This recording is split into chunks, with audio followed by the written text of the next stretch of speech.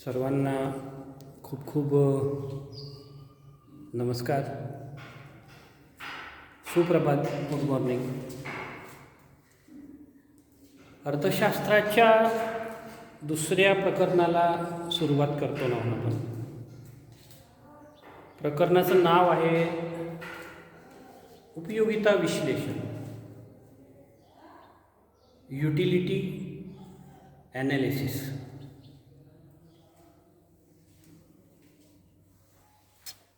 या उपयोगिता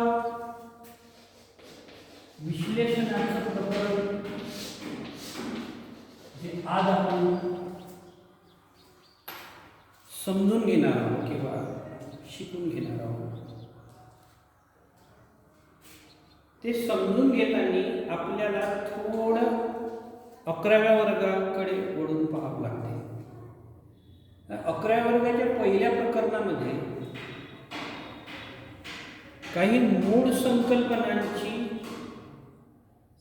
रचना, जाणीव, त्या संकल्पना प्रतिपादित केलेल्या आहेत, आपल्याला समजून सांगितलेल्या आहेत.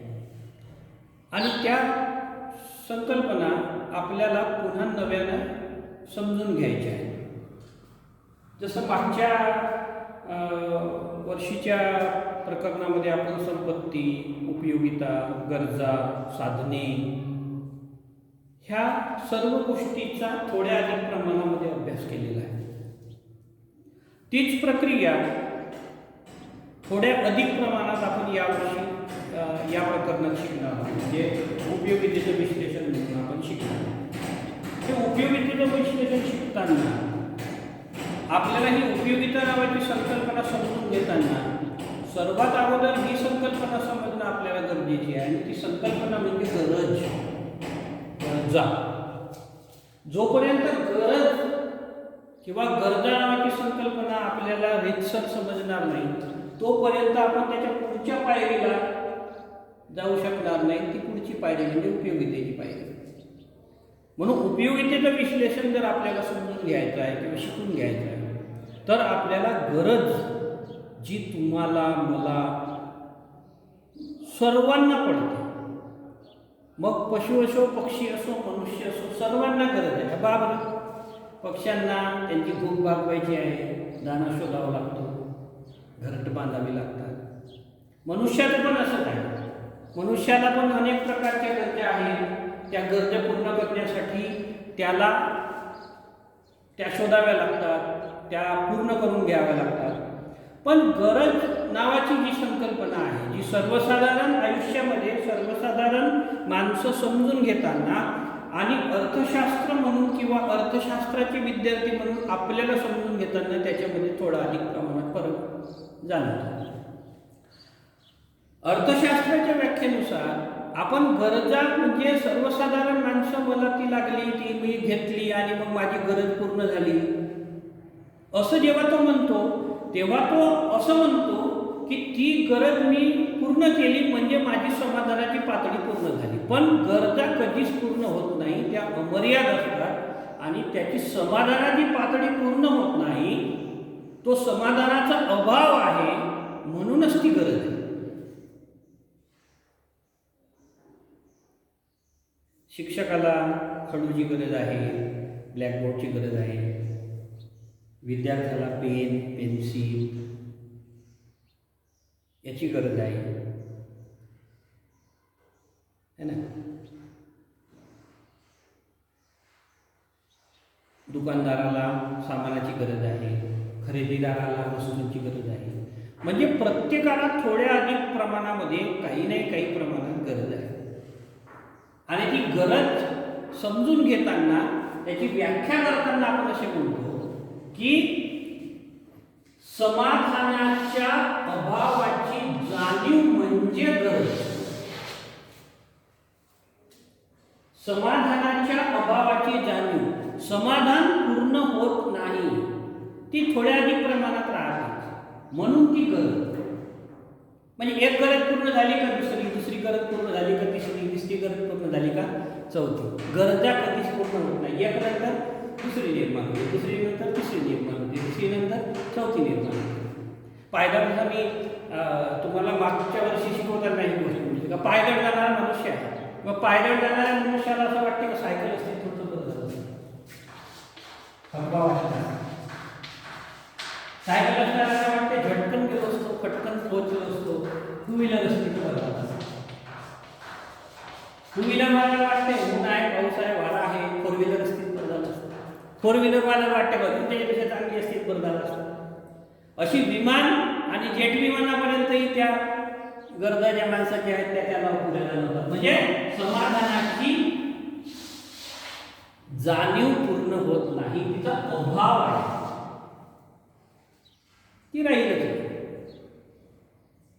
म्हणून आपण जसं आता लॉकडाऊनचा कालखंड आहे ना, तुम्ही घरी बरेच म्हणजे आनंदात आहे, रिस्ट्रिक्शन नाही आहे. शाळेत आले असते बऱ्याच प्रकारचे रिस्ट्रिक्शन असते, काढायचं तो त्या पद्धतीने चाललं. पण आता आपण जसं 12वीच्या वर्ष आपण पकडतो, तर 12वीच्या वर्षामध्ये आपण ही पकडून चालतो की बोर्डाची परीक्षा होणार आहे. मग ती बोर्डाची परीक्षा पूर्ण करून घ्यायची आहे तर कोणत्या कोणत्या करत आहेत? आपला अभ्यासक्रम पूर्ण होणं जरुरी आहे, शिक्षकांनी तो पूर्ण करणं जरुरी आहे, जो आहे तो त्याच्यावर पेपर निघणार आहे त्याचा सराव जरुरी आहे. म्हणजे एक विद्यार्थी म्हणून जर आपल्याला आपल्या गरजांकडे जर बघायचा झाला तर त्या आपल्याला एक एक पूर्ण करत न्यावं लागतं. पण पूर्ण होतील का? नाही होणार. आपल्याला वाटेल हा थोडासा सुटला आहे, आपल्याला वाटेल तो थोडासा सुटला आहे. म्हणजे एक विद्यार्थी म्हणून जगत असताना ही अभावाची जाणीव सतत आपल्या बरोबर असली पाहिजे. तेव्हा ते गरजेचं रूपात ही समाधान नावाची जी संकल्पना आहे, ही समाधान नावाची संकल्पना म्हणजे तृप्ततेची संकल्पना. आता तृप्त झाला, आता समाधान झालं म्हणजे पुन्हा नव्याने गरज नाही. पण समाधानाची पातळी संपूर्ण पूर्ण होत नाही, हा अभाव आहे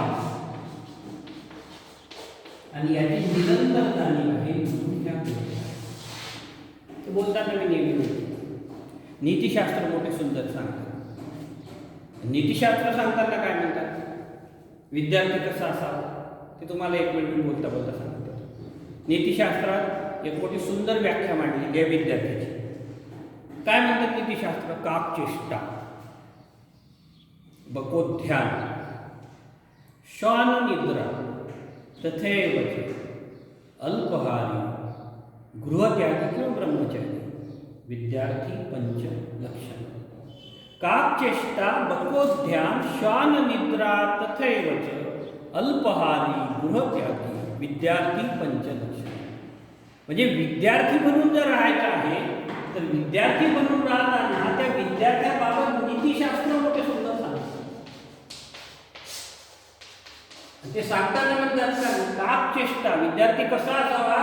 कावळ्यासारखा असावा. कावळ्यासारखा असावा, काळा काळा असावा नाही. काकचेष्टा, बकोध्यान, बको म्हणजे बगड,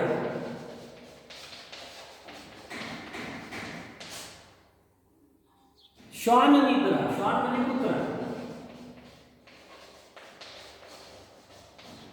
अल्पहारी आणि गृहत्यागी, घर सोडून जाणारे.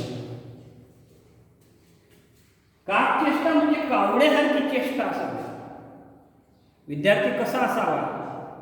तर विद्यार्थी अलर्ट असावा. ते कावळ्याकडे पाहतो, कावळा जर बसला असेल ना तर त्यात तुम्ही कावळ्याला हाकलण्याचा प्रयत्न करा. तुम्ही हातवारे करा कावळ्याकडे, तर तुम्ही किती जोरात हातवारे कराल ना तरी तो कावळा उडत नाही. मग तुम्ही गोटा उचलण्याचा प्रयत्न करा, दगड, तर तुम्ही जसे हात लावत नाही गोट्याला तेव्हापर्यंत कावळा बनलेला असतो, कारण कावळा तेवढा अलर्ट असतो. म्हणून त्या कावळ्यासारखा विद्यार्थी अलर्ट असल्या पाहिजे. नीतिशास्त्र सांगतात काकचेष्टा, बकोध्यान, ध्यान कसा असावा? एकाग्रता कशी असावी? तर बगड्यासारखी असावी. तुम्ही बगड्याला मासोळी पकडताना कधी पहा. तुम्ही नदीचे पात्र असतील ना, त्या नदीच्या पात्राजवळ बसा आणि तिथे एखादा बगडा असू दे, तो बगडा बरोबर असा उभा राहतो. त्याच्या आजूबाजूने जेव्हा मासोळी येईल ना, ती फिरत फिरत फिरत फिरत राहते आणि तो बिलकुल शांत उभा राहतो, काहीच करत नाही, हालतही नाही. आणि जशी ती मासोळी त्याच्या पायाजवळ आली का तो अशी लांब चोच्याची लांब अशी सरळ मारते उठली. पण तोपर्यंत तो हालत नाही, डुलत नाही, काहीच नाही. का? कारण त्याची एकाग्रता तेवढी स्ट्रॉंग आहे. म्हणून नीतिशास्त्र सांगतात का विद्यार्थ्याची एकाग्रता कशी असली पाहिजे, बगड्यासारखी बकोत ध्यान असली पाहिजे. श्वान निद्रा तथैव श्वानमित्र, झोप कुत्र्यासारखी असली पाहिजे असं म्हणतात. खडखड काहीतरी पाहिजे. कुत्रा भुंकत भुंकत उठतो. आपले 12वीची एक्झाम जवळ आहे. आपले एवढे दिवस वाया गेलेले आहेत. मी एवढे दिवस वाया गेलेले आहेत तर ते दिवस भरून काढायचे आहे. त्या दिवसाची रात्रीच्या दिवस करायचा आहे. मग मी सकाळी 8 वाजतापर्यंत झोपतो, मग उठतो, मग आपल्या कामाला लागतो, मग अभ्यास करीन. का होते दिवसभर खाली जाऊ? असं नाही. पहाटेला 4 वाजता उठतो म्हणलं तर पटकन आपला अलार्म झाला, आपली वेळ झाली का पटकन आपल्या अंगावरचा पांघरून कुत्र्यासारखा सटकन उठता आल्या पाहिजे. उठणे फ्रेश होणे अभ्यासाला. विद्यार्थी कसा असावा? नीतिशास्त्र सांगतात कुत्र्यासारखी झोप असली पाहिजे. अलर्ट, जेव्हा गरज आहे तेव्हा पटकन उठता आल्या पाहिजे, आपल्या अभ्यासाला लागता आल्या पाहिजे, कामाला लागता आल्या पाहिजे. अल्पहार विद्यार्थी कसा असावा? अल्पहारी असावा. म्हणजे जेवढी गरज आहे तेवढाच जेवण करणार असावं. पोटाच्या दोन्ही कुशी जाम भरून जेवलेला असेल ना, तर तो कशाला श्वान निद्रा घेते? तो तर मस्त 8 वाजेपर्यंत झोपून पसरून राहील. आणि त्याला कशाला 4 वाजता जाग येते, कशाला अभ्यासाला बसते? म्हणून नीतिशास्त्र सांगतात अल्पहारी. आणि त्याच्यानंतर पुन्हा सांगतात तो कसा असावा? गृहत्यागी. प्रसंग आला घर सोडून बाहेर शिक्षणासाठी जाता यायला पाहिजे. प्रसंग आला तर बाहेर अभ्यासासाठी जाता आला पाहिजे. प्रसंग आला तर बाहेर नोकरीसाठी जाता आला पाहिजे. प्रसंग आला तर बाहेर कामासाठी जाता आला पाहिजे. प्रसंग आला तर बाहेर मेहनतीसाठी जाता आला पाहिजे. आणि ती माणसाची प्रवृत्ती असली पाहिजे, तरच माणूस यशस्वी होईल. अन्यथा तुम्ही घरी पदर बघून जर राहत असाल तर ती तुमच्या वाट्याला हे दिवस नाही. तुम्हाला ही सोडण्याची, मेहनतीची ही प्रक्रिया सोबत ठेवावं लागेल. नेपोलियनचं किती सुंदर उदाहरण येतो. बरेच सांगतो there is nothing impossible in the world. वाक्य म्हणताना खूप छोटी आहे, वाक्य म्हणताना खूप छोटा आहे. म्हणजे वाक्याची किमया किती जबरदस्त आहे, त्या वाक्यासाठी मेहनत किती जबरदस्त आहे. नाही तर एक साधा असा मुलगा ज्या मुलाला फक्त आई आहे, वडील मरण पावलेले आहे आणि अवघी वयाच्या 10व्या-12व्या मुलगा घर सोडून बाहेर जेव्हा जाते आणि त्या घर सोडून बाहेर गेलेल्या मुलाला सोबत कोणची एक 10x10ची रूम. वातावरणही खूप अभ्यासाचं आहे, पण आईने सांगून ठेवलं आहे. आई पत्र पाठवते होता मला, म्हणून कधी कधी मी पालकांना म्हणतो, तुम्हालाही कधी कधी पत्र लिहिलं जातं. आता व्हॉट्सअपचा, फेसबुकचा जमाना, सोशल मीडियाचा जमाना आहे. 4 ओळी आपण टाकतो, गुड मॉर्निंग लिहित नाही, GM लिहिला का काम भागून घेतो, अर्थ कळल्याने कळवून घ्या. तसं नाही. भावना व्यक्त होण्याचा शब्द हे माध्यम आहे आणि तुमच्या विचारांची ती प्रेरणा आहे. आणि शब्द खूप किमया करतात, लक्षात ठेवा. मंत्र जरी म्हणतो ना आपण, प्रार्थना म्हणतो, हे म्हणतो, ते म्हणतो, काय ते शब्दच आहेत ना. पण ते शब्द न राहून मंत्र होतात. कसे होतात? कारण ते शब्दांची जी रचना आहे, त्या शब्दांची जी सामर्थ्य आहे, शब्दांचं सामर्थ्य, तो सामर्थ्य त्यांना मंत्र बनवतो. वारंवार म्हणतो आपण, वारंवार म्हणतो, वारंवार आपल्या डोक्यात येणारे शब्द सामर्थ्य मंत्रात रूपांतरित होतात आणि काहीतरी सकारात्मक देतात, सामर्थ्यवान बनवतात.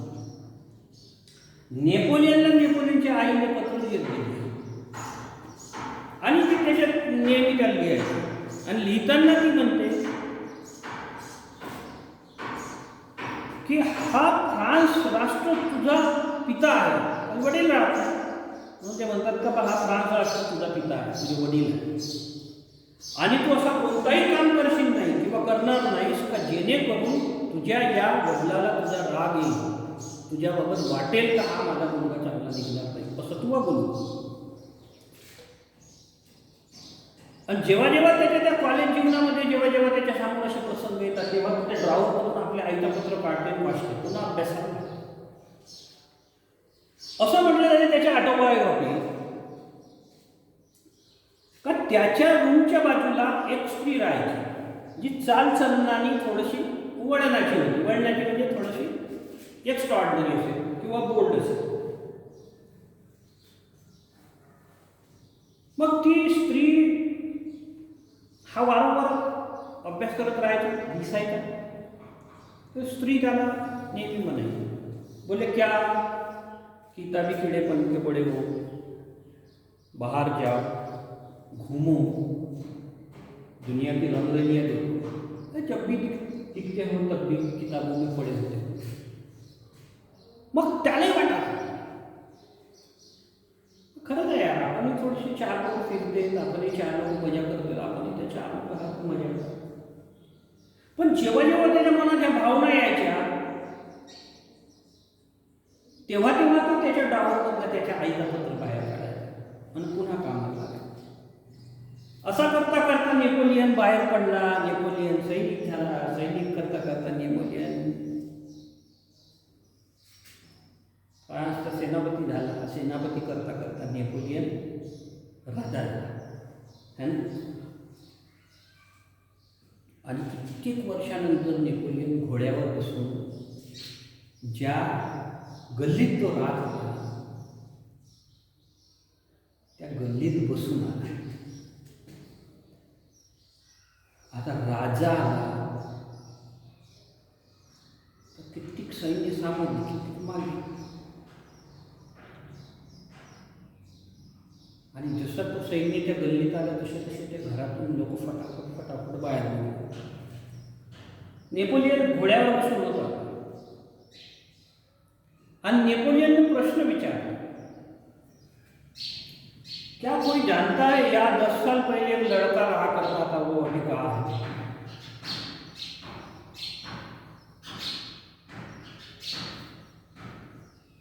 लोक थरथर कापत होते अक्षरशः.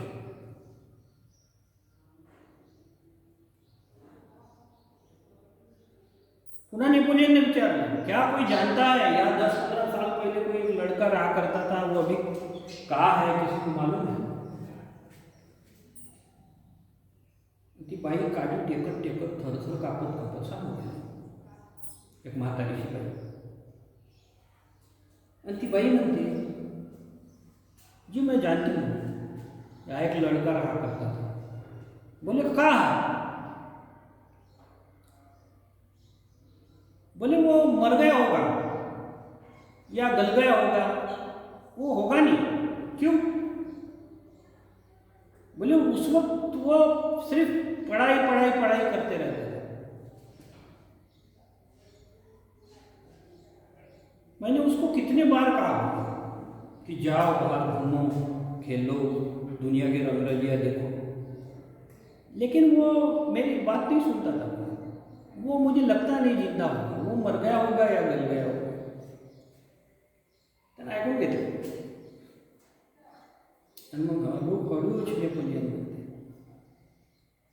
बोले वो मैं ही हूँ.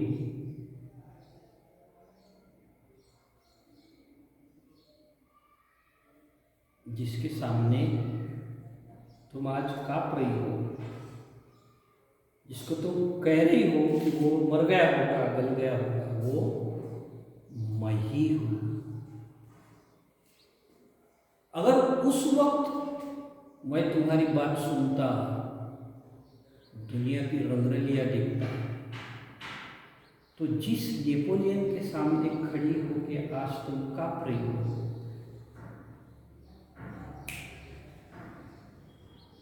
वैसा नहीं होता।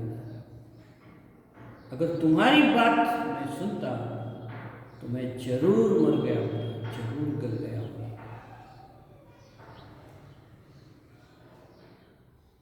नेपोलियन एक सुंदर उदाहरण आपल्याला, म्हणून गृहत्यागी ही प्रवृत्ती असते। या सर्व गरजा आपल्या, ज्या क्षेत्रात जिथं आपल्याला आपला पाय रोवायचा आहे त्या क्षेत्राच्या ह्या गरजा आहेत. आणि म्हणून ही अभावाची जाणीव सतत असते, म्हणून ही गरज का पूर्ण होत नाही. तळ नसलेल्या हौदासारख्या आहे. तळ नसलेला हौद म्हणजे तुम्ही कितीच खोल द्या, कितीच खोल द्या, त्याचा तळच लागत नाही. तसे गरजा आहे तळ नसलेल्या हौदासारख्या. एक पूर्ण झाली का दुसरी, दुसरी पूर्ण झाली का तिसरी, तिसरी पूर्ण झाली का चौथी, कधीच पूर्ण होत नाही. समाधानाचा अभाव आहे, समाधानाचा अभाव आहे. समाधानाचा अभाव ती गरज लक्षात ठेवा. गरज सर्वसाधारण माणूस म्हणतो मी ही वस्तू मला पाहिजे होती, ती मी घेतली, माझी गरज संपली, मला समाधान झालं. समाधान होत नाही. एक नंतर दुसरी अभाव आहे, समाधानाचा अभाव, त्याला म्हणावं गरज. एक झाल्यानंतर दुसरी, दुसरी झाल्यानंतर तिसरी, तिसरी झाल्यानंतर चौथी, निरंतर चालणारी प्रोसेस आहे, निरंतर चालते. गरजा ह्या अमर्याद आहेत, ज्याची पूर्णत्व होत नाही. तळ नसलेल्या हौदासारख्या आहे, ज्याचा दुसरा छोरच लागतो. गरजा ह्या अमर्याद आहेत आणि केवळ गरजा अमर्यादच आहेत अशातला भाग नाही, तर गरजा ह्या पुनरुद्भवी आहेत. पुनरुद्भवी म्हणजे पुन्हा निर्माण होते. जसा सकाळी जेवण केलं,